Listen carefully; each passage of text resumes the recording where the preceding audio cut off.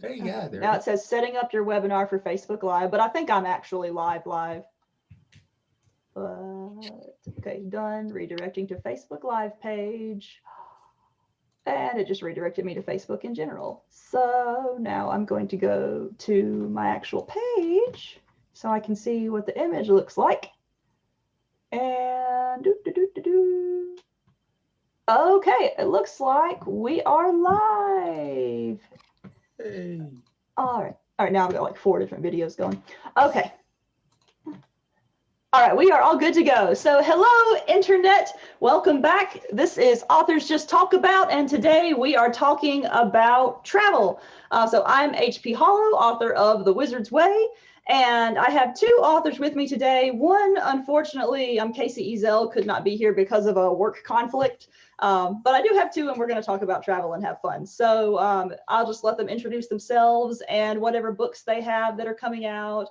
And so I guess, Jason, you can go first.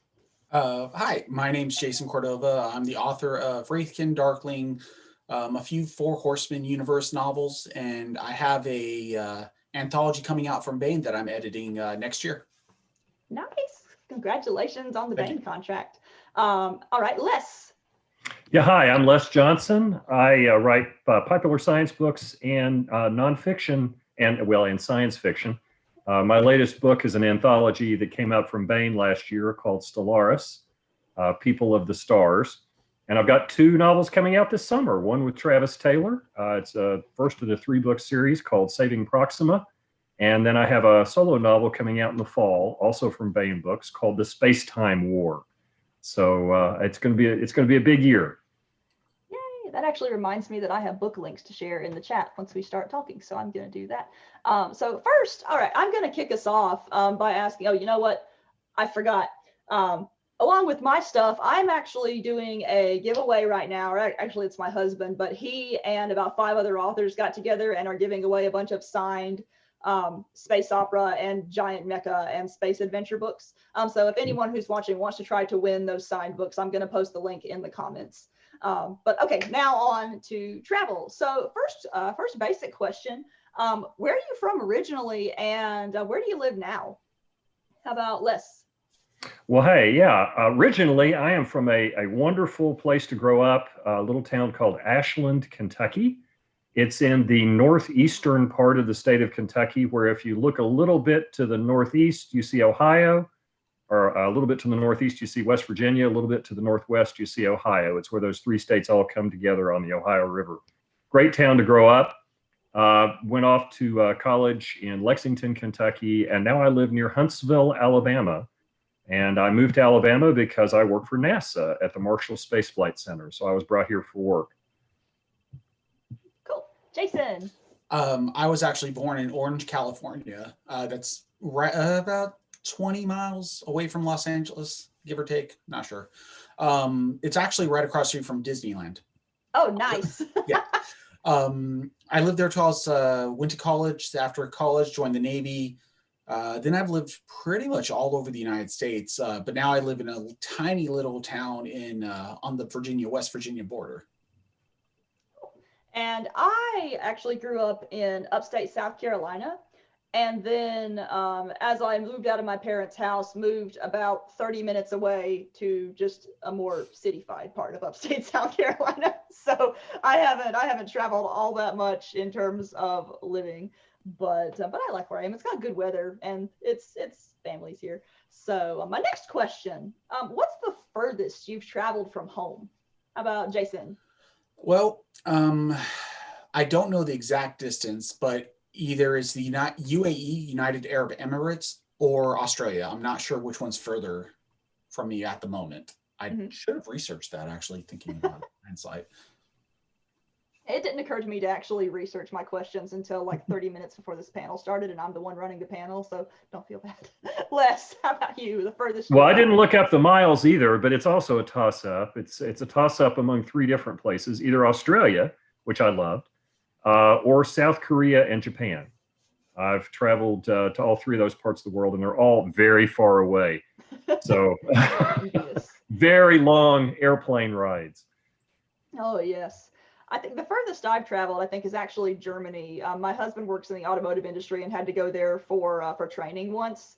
And we learned about it far enough in advance that I got to tag along. And so while he was at work, I just ran around Leipzig, just looking. I think my hotel was within range of like 3 different bookstores. And I can't read a word of German, but that didn't stop me from buying a bunch of German books about cats and things. So yeah, Germany.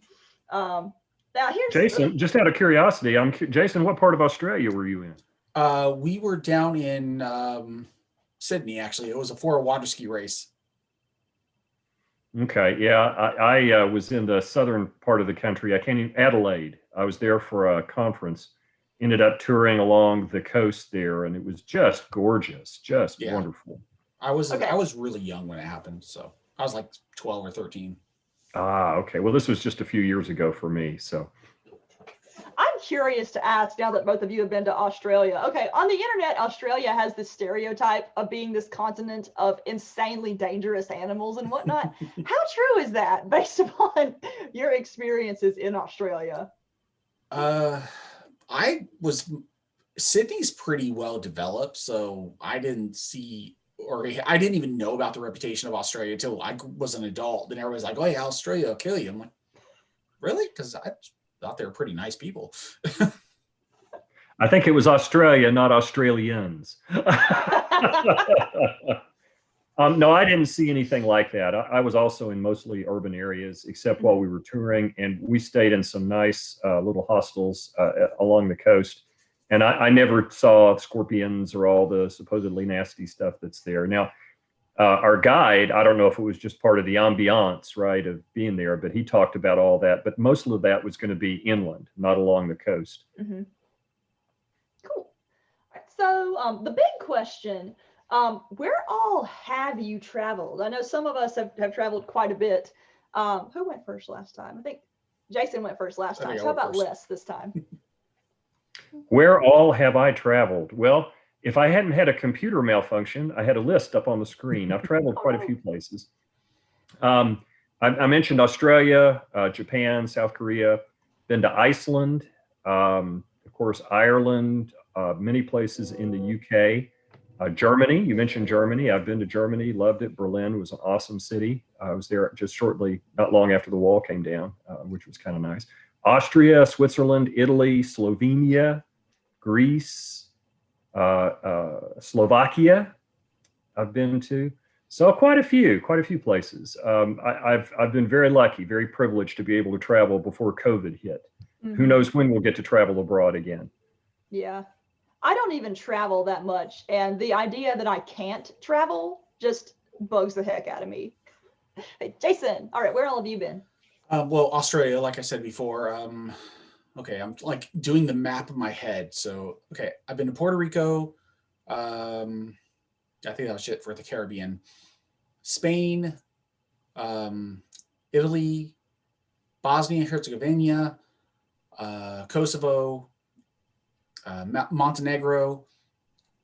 I'm doing the Greece. We were Greece, Turkey, Russia, Israel, the United Arab Emirates, and other parts of North Africa. Good Lord, that's a lot. I have traveled to Germany and Ireland. And I spent maybe 30 minutes in Canada once when I was a kid because my family went to see Niagara Falls. But that is about as far as I've traveled. And so I loved traveling, but it's a lot less than you guys. I feel a little like tiny. Well, I cheated. I didn't pay for any of it I didn't pay for any of it. That was all the Navy sending me everywhere. Yeah. Well, my wife and I have talked about how blessed we've been able to travel internationally, and what we're going to do for the next year or two, while travel's kind of iffy, is we're going to take trips in the U.S. because there are a lot of places I would love to see in the U.S. and I've never been. Things like the Grand Canyon, just so much here. So we're looking forward to some road trips over the next couple of years. Yeah, one thing that is really spectacular about the U.S., and I don't think a lot of people really think about it, is there is so much geographic variety in the U.S. And it's my dad was a geography teacher, and so I grew up hearing about all these neat places I could go and whatnot. But one place, I lost track of my brain as I do. I think I'm actually going to skip ahead to one of my questions. which is what is one place that you've been that you've never been that you'd still like to go to? And is there a particular place in the U.S., Les, other than I think you said the Grand Canyon, of course? Well, other than But well, I mean, there is one place in the world when you send out these questions. I think what I would like to do is be in Norway in the winter when we're at solar maximum so that I could see the really bright northern lights. ooh, yeah. And what I'd like to do is rent one of those glass heated igloos that you sleep under the stars and get to sleep under the northern lights. That is kind of a romantic in many ways, because I would want to bring my wife, of course. But it's romantic, you know, literarily, psychologically, everything. I think it would just be wonderful to do that. So that's kind of on my bucket list. That would be amazing. Now that you mentioned that, that sounds awesome. Yeah. How about you, Jason? Where haven't you been that you want to go? Oh, haven't I been? Oh, Yeah. I've actually never been to Scotland or England or Ireland. And hearing you guys talk earlier about Ireland, I really want to go. And Scotland is actually on my list. We're looking at prices of renting a castle for a week to go live there. Ooh. It's a little pricey, but I think it might be worth it just because Oh yeah. It's a castle. it's a castle in I would- It's a Scotland. castle. I would totally rent a castle if I could. I think of all the places that I mean, there are lots of places I've never been. As far as in the US goes, like I just want to go out west because I haven't been any further west than maybe Georgia, which is not even that west. I really want to go see the Grand Canyon, and I've always wanted to go to Yellowstone. But I basically just want to take like an interesting geography tour of the western side of the country. I think that would be awesome. But as far as places internationally, I've always wanted to go to Italy. And this is going to sound really stupid, but I just want to go there to eat. Like I know They there's have great food. oh yeah. Well, see, the Oh funny my goodness. They thing is, love eating. oh yeah. No. The Italian people, I've been there on business and pleasure several times. And the Italians have good food, but the food is only an excuse to spend hours at the table talking with people. Mhm. And it's just a wonderful experience. They really know how to socialize. Oh yeah, I had some family go there several years ago, and when they came back, all they could talk about was the food culture and just their general experience of it. But funnily enough, one of the reasons I want to go, speaking of Italian food culture, is when the pandemic first started. Since I was stuck at home all the time, I started joining all these crazy Facebook groups. Just because the hijinks that happen in them are sometimes amazing. But one that I found was called Italians Mad at Food, which is literally just a bunch of Italians critiquing food and making fun of food, especially making fun of American versions of Italian food. And it's hilarious to read their insults because they're amazing. But also, I've learned a lot of really interesting things about Italian cooking from this group. But the way they speak about Italian food just makes me want to go to the place of origin and try some, because apparently you can't get an authentic Italian food experience outside of Italy, at least so that's described by the people in that group. So Well, talking about food, I was in an international group one time, and I think we were in Italy. And there were people from France and Germany and all these places, and the topic of food came up. And being an American, they couldn't wait to insult me. And what came up, and we realized, is that in Italy, food is good, but it's all about the family and conversation. Mm-hmm. If you go to France, you gather together with family, but it's not about family. It's about the food, right? Mm-hmm. And you come to the US, food is fuel. It's like going to the gas station and tanking up your car. Yeah. We wolf our breakfast down, we get to-go lunches, we go to a restaurant, you're there for 25, 35 minutes and you're gone. And so we Americans tend to have a very different view of food. It's calories. Yeah. Whereas for efficient. a lot of other people, it's like an event, right? And I think we're missing out. Oh yeah, I do too. I think for us, food is only really an event on holidays. Yep. Yeah, I think the one time people on the Italians Mad at Food group complimented American food was when there was a discussion going on, I think, about American barbecue and brisket. Apparently, that is the one food that Americans do well enough to earn the respect of Italians. And so I'm kind of proud that I'm from a country that produced brisket, even though we, I guess, produced nothing else of food value. Well, there's burgers, but who knows? Anyway, let's see. I'm going to go back to my question list here. Did everyone get to answer that one? What's one place you've never been to? Yeah. I think everyone did. All right. Where's your favorite place to travel to? And this could be like exotic travels or just any place you like to go in general locally. How about, yeah, Jason? Sorry. Oh, I that's all thought right. I was like, it's my turn. I'm sorry. Domestically, I really enjoy Chattanooga. Oh, I love I Chattanooga. love going to Chattanooga. It's a 6-7 hour drive for me, so it's not exactly close. So I make a week trip of it every time I go down there, and it helps out a lot of my friends and my convention friends and friends outside conventions all live down there in the area. So I love going to Chattanooga. We go 3-4 times a year, and then internationally, I love Israel. Israel is one of the greatest places I've ever visited. I lived there for 3 months when I was TDY assigned to assist the IDF, and it was just fantastic. The people were amazing. The food was really good, and being there in the fall months, the weather was amazing. It's Nice. All right, Les, how about you? Favorite My place to favorite travel to? type of place to travel has to be the mountains. Every spring, every summer, there's a group of friends. We all met. Well, it's a long story. This isn't about that, but I've been getting together with this same group of about 12 people, 6 couples, for over 30 years, and we always meet in the mountains somewhere for a week every summer. And if it's in the mountains, I'll love it. My vision of heaven is a cool, misty morning in the mountains, sitting on a screened-in porch, drinking a hot cup of coffee, looking at the fog lift from the valleys. And for me, there's just no place better on earth to go than a mountain range. And that could be anywhere. It could be the Western Mountains, the Appalachian Mountains. It doesn't matter. I just love the mountains. How about internationally?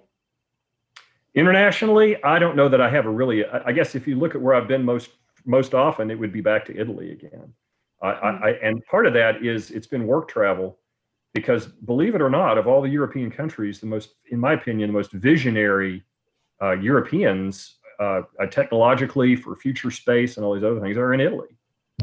And it's just been wonderful to go there and get to meet some of these people, because they are just incredible visionary people and have great food. So. Cool. All right. How about you? I'm trying to remember what question I asked. My brain my brain has plans of its own, and it's let's see, favorite place to travel to. I'm actually with Les. In terms of domestic travel, I love mountains, and I'm lucky in that I live like I'm pretty close to Asheville and other mountainous areas. Like I'm in the foothills of South Carolina, and I just there's something just intrinsically peaceful to me about being surrounded by trees. And a lot of times I found that when I drive up to Chattanooga, Jason, it's usually for LibertyCon, but I actually end up taking the long route to Chattanooga, because if you don't take the interstate, there are all these sort of, not really back roads, but there's a really, really nice mountainous drive. And it takes a few hours extra, but it's such a nice mountain drive that I love it. I love trees. You put me in a place with trees and I'm good to go. I like to go out and write in nature. All my writing is done outside. But I'd also... Oh, I'm sorry. I was gonna say, you would like my little mountain hillbilly town that I live in. I also like, which being from South Carolina, you almost have to like beaches. And I like really quiet beaches as well. And they're hard to find in South Carolina. But one time my sister and I went to this bed and breakfast, and it happens to be, it was in a residential area, but it happened to be grandfathered in. So basically on either side of us, a few miles out, you had crowded beaches, but then we had the entire beach for this private residential area. And it was amazing because we were the only 2 people on a beach in like a mile, and it was so peaceful and so enjoyable. In terms of international travel, I would go back to Ireland. I spent about 2 weeks in Ireland when I was in college as part of a little, my college would do what they call Jan term. So it was a month-long, really specific class. And they would always offer really crazy topics sometimes, but mine was, I want to say, the economics and literature of Ireland. And I actually don't remember a whole lot of what I learned in that class. I just remember going around Ireland and eating things. But the thing that struck me about Ireland was how, even though it was across the ocean, it reminded me a lot of home relative to the area that I'm in. It's a lot colder up there, of course, but it's just such a lovely country to look at. And I think my favorite area was Connemara, which it's a bunch of mountains basically, and but it's just the scale of these mountains is amazing, and everything is just so green. And I think I said this when we were talking before the panel started, but it sounds like a stereotype that Ireland would be green, but it's no stereotype. Like, it's really that green and that gorgeous. It is the And greenest green I have ever seen, and oh that's a yeah, poem right there. You know, I mean, it was just amazing. Hey, HP, you and Jacob need to know, and because I found this out from two really best-selling writers. When you hit the big time and you get all the New York Times bestsellers, you want to move to Ireland. I found out the late Robert Forward moved to Ireland for this reason, and so did the writer James P. Hogan. It's because they apparently are a tax haven for authors. what? And Oh they my have gosh, I'm very, totally moving to very Ireland. favorable tax laws to authors. And both of those authors, who were both big, sold a lot of books, they both moved to Ireland because of the tax law. That is amazing. I would move to Ireland in a heartbeat before even knowing that, but I would definitely go there now. Yeah, That's super cool. It just moved up above Scotland on my list of places. Nice. But yeah, I loved Ireland. I would go back there in a heartbeat. All right. I think we've kind of answered this one a little bit to begin with, but what is it that drives you to travel? And I have work or fun as suggestions. And I think both of you have pretty much traveled for work, haven't you? If you were to travel for, well, I think I was going to say, if you were to travel for fun, where would you go? But we've kind of covered that one already. How about, what's your favorite travel story? Or we could do multiple travel stories. How about Les? Any interesting things that happened while you were traveling? Start with Jason. You didn't send this out as a question to press. Oh, That's all I have to think. Oh, sorry. I can say mine if you need to think too, Jason. Well, mine are not appropriate because remember I was military, so yeah, that's true. Well, I guess I don't know that it's really a story, but one of the neatest, one of the most fascinating things I've learned on a trip is how much the Italians, the Romans, stole from the Greeks. Mm-hmm. I had been to Italy all these times, and of course I'd been to Rome, and I'd seen the Colosseum, which I highly recommend, by the way. And you see all the remains of the Roman civilization and the statues, and you learn all this history of the Roman Empire. And so I kind of thought, the Romans were where it was at, right? And then I went to Greece, and long before Rome was anything, Greece was. And they had built, Athens and Sparta and sculpture and the arts and democracy and the Olympics and Olympia and just everything that's kind of I never really realized how much of the foundation of all of Western culture is traced to Greece. And the Romans may have had a great military, but as far as just about everything else they did, they just ripped off the Greeks. So for me, that was one of those epiphany travel moments that really brought the academic learning I'd had in school. It made it from the dull reading you did when you were in college or high school to the reality that was around me and how much we owe our heritage for a lot to the Greeks. That's cool. Like my favorite travel story, this isn't actually a travel story, but it's tangentially related.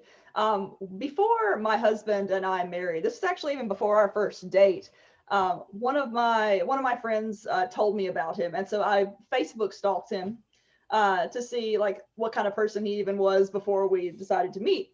And I remember looking on his Facebook and seeing all these pictures from China and Japan and all these exciting places. And I'm like, oh, this is a person who loves travel. That makes me like him more. And so we go through the process of dating and whatnot. And eventually we start talking about potential travel. Turns out that my husband absolutely hates traveling. Oh. And he did it so much for work before he met me that he just got burned out on it. Like, he can't stand airports. His idea of a vacation is very much stay at home on the couch and play video games. And so it was just one of those slightly disappointing things to find out, but also kind of hilarious because I love to, even if it's not traveling far, I just love to go out and about places. Like I'll just go maybe 3 hours away and stay at a bed and breakfast just to be somewhere different. There was a period where my sister and I just took weekends and went new places just to see what was there. But as far as other funny travel stories, one of the things that I like about travel is getting to experience how other places function compared to what I'm used to. And one of the weirdest surprises when I went to Germany was that the particular area that I was in didn't really believe all that much in air conditioning. And so I dressed for the season as I would have experienced it in the US. And if you're accustomed to air conditioning, you dress differently than you would otherwise. And so I actually, because I think I actually nearly overheated in the clothing that I brought to wear in Leipzig. And I actually had to buy myself a whole new wardrobe while I was there because my clothing decision was just so off. But it was just a really surprising thing to find that air conditioning was not as actively used in Leipzig as I would have expected. And it's often the little things. Yeah. When I was in Italy for the first time, and it was in the summer, wasn't terribly hot in northern Italy. It was warm, but none of the windows had screens on them. Mm-hmm. And I was thinking, well, just those of you who live in the South, which is myself, here in Alabama, if you have a light on in the room at night with a screen not on your window, you'll have 1,000 insects in the room with you within an hour, right? But there may have been a fly that flew into the room through the window that had no screen on it. And that was the thing that astonished me, is that I guess that's a problem with their ecosystem, right? Mm-hmm. Because it's not a healthy ecosystem if they don't have a lot of insects. But just the little thing like that you notice when you're traveling in different parts of the world that are just different. And it challenges your way of looking at things. That was one of those aha moments too. One of the things that fascinated me when I went to Ireland was how differently Ireland treated historic buildings relative to how Americans treat them. Because whenever we have a historical building in America, it's usually like preserved and can't be altered and stuff like that. But I think when I was in Galway, I don't know that it was a castle, but it was some kind of equivalent structure, and they built a mall in it. And it was just absurd to be walking through this mall that had elements of like medieval architecture in it amidst all these materialistic shops and things. Well, and, so it's in Egypt, for example, the Great Pyramids. In the 1800s, they were actually debating just tearing them down and using the bricks for buildings. And then somebody said, a bunch of Europeans would come down and pay us to stare at our tombs. And they're like, really? Yeah, they were considering tearing down the pyramids of Giza. That blows my mind. Tourism saved the pyramids. That is bizarre. Oh my gosh, that's cool. But yeah, when I was going through Europe too, like people would, or through Ireland specifically, people would have just like ruins in their backyards. And it was bizarre and interesting to see that. And because we have equivalent things in America, but it's like Native American stuff that isn't built in quite the same way. It's usually smaller artifacts. But yeah, that absolutely just fascinated me when I was there. Here's another question for you. How has traveling affected your view of the world in general? Who wants to go first on that one?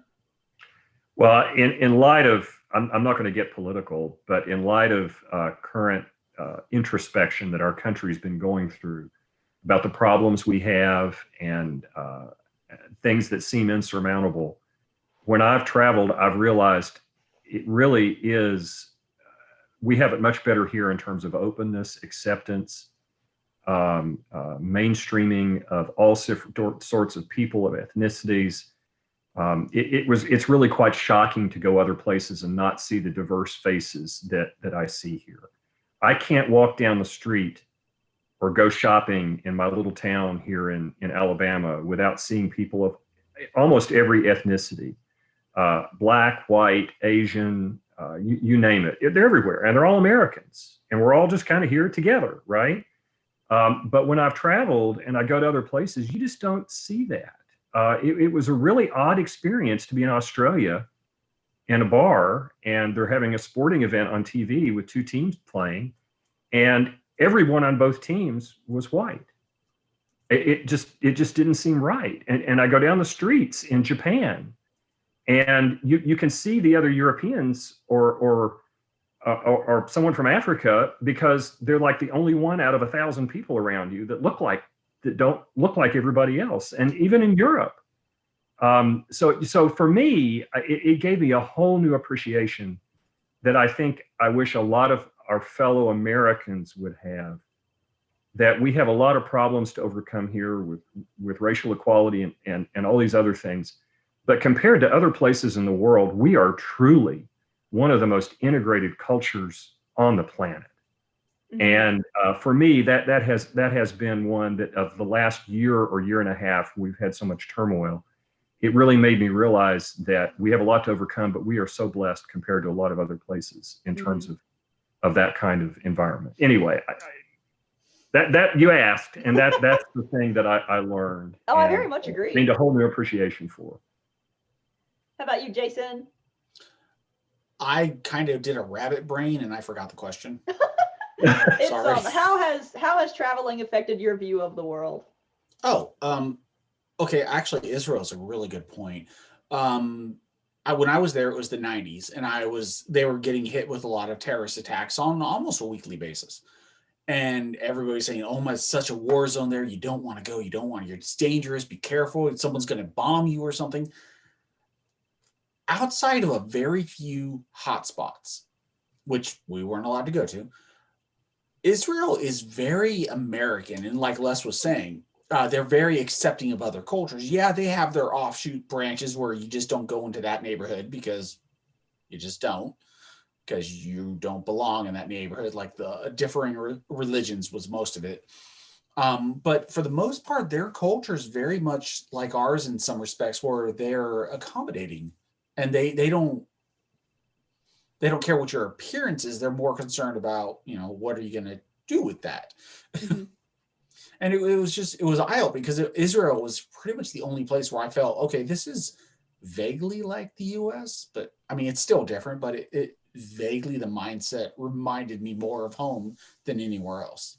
Yeah. That was one thing that really surprised me about Ireland too. It felt like, even though it was obviously a different country, it felt very familiar. And some of that was because of, the importing of American businesses and things like that. But even the native Irish businesses and whatnot felt very familiar to me. And that was something I didn't expect. So it's unusual to find out that you have a lot more in common with the rest of the world than you think you do.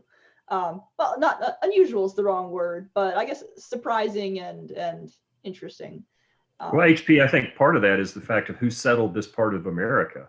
That's true too. The Scots and the Irish, in large part, who settled all along the Appalachians and into the South Carolina, Georgia, Kentucky, Tennessee, Alabama. So there, in this part of the country in particular, there are a lot of people of that descent. So the culture from there became our culture. Mm-hmm. I remember seeing, or the humor, the style of humor was very similar in the areas of Ireland that I went to the style of humor around here, which was an interesting similarity to find. Let's see, what other questions do I have? We got about 15 minutes left. I feel like I've gone out of order. Okay, I think we've actually done most of my questions. My final question then is, what's a fictional world you'd like to visit? And anyone can go first on that one, or I can go first if you guys are thinking. I would hands down say the Shire in Middle Earth. I haven't actually finished reading Lord of the Rings, which I probably shouldn't admit, being a sci-fi and fantasy author, but I remember my first encounter with Lord of the Rings was with the Fellowship of the Ring movie, and I just remember its depiction of the Shire being so relaxing and so idyllic and just so pleasant to be in. And I know that, like, for a lot of people, I think Fellowship of the Ring is their least favorite movie because I think it's the slowest of the three, but it's my favorite solely because you spend so much time in the Shire. And I mean, when it comes down to it, hobbits spend all their time gardening and eating interesting food, and that's kind of what I do anyway. So I'm a hobbit at heart. So it's easily the Shire for me. Who wants to go next? I or Les, you want to? No, go ahead. Okay, it's very specific, but actually, I'd like to live on Krynn, the world of Dragonlance, after the War of the Lance, before they published Dragons of Summer Flame. So that, like, I don't know, 25-year window. Okay, why in particular? Because I'm not familiar with the franchise. Well, the dragons had just come back at that point. And I mean, there were still some simmering conflicts and stuff, but the wars were over and people were, I mean, it had elves, dwarves. It's a traditional epic fantasy adventure series. But the world is one of those where magic is real. The gods bless the people who worship them. And it's just this amazing fantasy scape. And it's just the possibilities of being someone like who thinks the way I do. In that kind of environment, I'd be like a god king in about 6 weeks, 8 tops. Cool. How about you, Les? Well, we've just learned about Jason's megalomaniac tendencies. I've never kept that a secret. Well, for me, and this kind of fits my personality, I think, because I've spent my whole life thinking about space and space exploration. I was a big fan of Isaac Asimov's Foundation trilogy, which then was extended to be a much bigger series. And I would probably want to go to the world of Trantor, which was the planet that was the governing planet of a galactic empire, a truly galactic civilization. And it was a whole planet dedicated to governance. And I think it was kind of modeled on how Washington, D.C. is a city dedicated to governing the United States.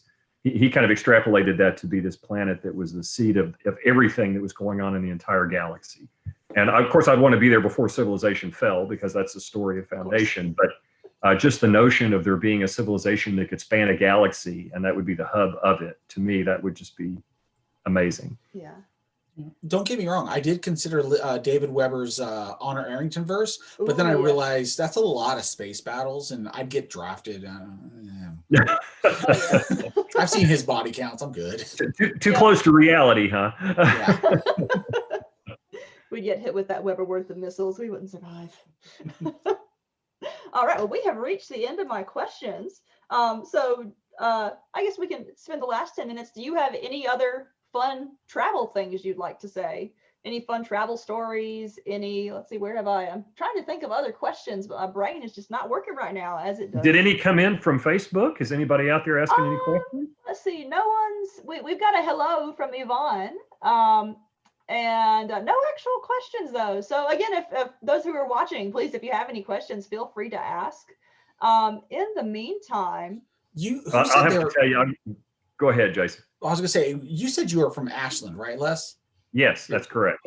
So interesting. I have a travel story. So this kind of ties in nicely, involving the region, not necessarily Ashland itself, but we were driving to an event in Indiana. I don't remember what it was. No, we were coming back from it, excuse me. And we were driving through the Lexington area. Right. And we were stopping. We saw that they did the whiskey tours or the bourbon tours of the Bourbon Trail. And I was like, okay. I've been there, done it. Yeah, yeah. So I grabbed my wife and I'm like, let's go do this. So we hit the road. We get lost though. And we're on the outskirts of Lexington. And we pull over to this little gas station. It's traditional. It's got the wide sweeping porch, 3 old geezers playing checkers on the porch in rocking chairs. I mean, I was like, wow, this is what stereotypical small town USA. And I look at one of the men who wasn't playing checkers and I'm like, excuse me, sir, can you tell me where Versailles is? Yeah. You mean Versailles, son? And I was like, oop, I think I irritated the local. Yes, sir, I meant Versailles. Can you tell me where that is? Crap, we're going to die. My cousins have an antique shop near Versailles. Been there many times. Yep. You don't want to mention that when you're traveling in France, though. That would not be a good thing. Well, I'll tell you, as somebody who does travel a lot for business, I've been to a lot of unexciting places. And the worst is when you can watch a TV show and they're in an airport, and you know what airport they're in. Oh, That's not good, because I have spent many, many hours between flights in airports all over the country traveling for business, and that gets old really fast. That's one of the things my husband hates about traveling. Oh, just airports in general. Oh, I came up with another question. So, what are some favorite cons that you guys like to travel to? Once traveling is a thing we can do again, what are your favorite cons to go to? And let's see, who wants to go first on that one? Why don't you go first? Okay, I will say that I have quite a few, at least locally, but hands down, one of my favorites is LibertyCon up in Chattanooga, and I think all three of us have been to that one at some point. Yeah, and it's just it's one of those cons where it's unique amongst cons because it feels like a family reunion, except you like the people there, and it just has a really comfy vibe. But it's also a really spectacular networking con for authors, and I really love that one. And I love Fantasy in Durham, North Carolina, for the same reason, because it basically has that LibertyCon vibe, but there's not an attendance limit. And so and I think a lot of the same people go to that one. But another one that I really enjoy is Anime Weekend Atlanta. And it's partly because I'm an anime nerd. I love it. And it's one of the biggest anime conventions around here. But it's a really fun convention to do the dealer's room for, because my husband and I have it's my husband. I say my husband and I, he wrote it. We have this giant robot series trilogy that he wrote. And back when we did the con regularly, giant robot series were not giant robot books specifically were not their own little subgenre like they are now. And so running into fans who were just really excited to find this series, it was a whole lot of fun, because we have this little cluster of fans that is unique to Anime Weekend Atlanta, and it's a fun little mini community that popped up. Like, we have people that we recognize from year to year, and so that's fun. But it's just a fun con in general, just if you're an anime fan. I'm trying to think other cons that I enjoy. I know there's one that I'm forgetting, but I honestly cannot remember. What else? It feels like it's been so long since I've done a con, which, I mean, really it has. Do you guys have some? Well, it wasn't because it was so intimidating for so long, but Dragon Con, actually, I really enjoyed going to. I didn't think I would like it because I am not a people person. I mean, okay, I like people, let me rephrase that, but I don't do large crowds. I actually had a panic attack one year at LibertyCon because I got crammed into a corner and I couldn't get out. Fortunately, David Weber was there and he cleared a path for me. Oh yeah, David Weber will clear a path easily. Yeah, oh yeah. Dragon Con was the one I was thinking of, though, so thank you for that. I can't believe I forgot that one. But Dragon Con, actually, even though it was way more people, it didn't feel like, it felt like Nerd Mardi Gras. Oh yeah, was so much fun. And then I had a convention in San Diego I went to as a guest when I was first getting started as an author, and it doesn't exist anymore. But it was a lot of fun because it was a resort hotel which had the typical Southern California palm trees, and it was back home for me. It was the first time I'd been home in a while, so it was really cool. And cons in smaller conventions at random places which are quirky, where the local community college had one. They had a con here in my town, literally a block from my house, where they were in an underground school of the School of the Arts, where it had this open underground area, and they held the con down there, and that was pretty cool. Cool. How about you, Les? Well, I mean, I'm going to sing the same song. LibertyCon is by far my home con, and to portray my age here, I've been going since LibertyCon 2. Oh, wow. So I've been doing it for quite a while. Timmy, Richard Bolgio, is the man who kept me in fandom. And I've noticed some questions coming up from somebody watching, Luann Curley, who's a friend of mine who I wish we could see more often, but we usually end up seeing each other at LibertyCon. And it's like a family reunion. You're exactly right, but with family, I also really enjoy, I also really enjoy Contraflow in New Orleans. Ooh. And it's a wonderful weekend. They really know how to put on a good convention. And I'd be remiss without giving a shout out to one of the bigger regional conventions, which is Mid-South Con, which happens over in Memphis every year.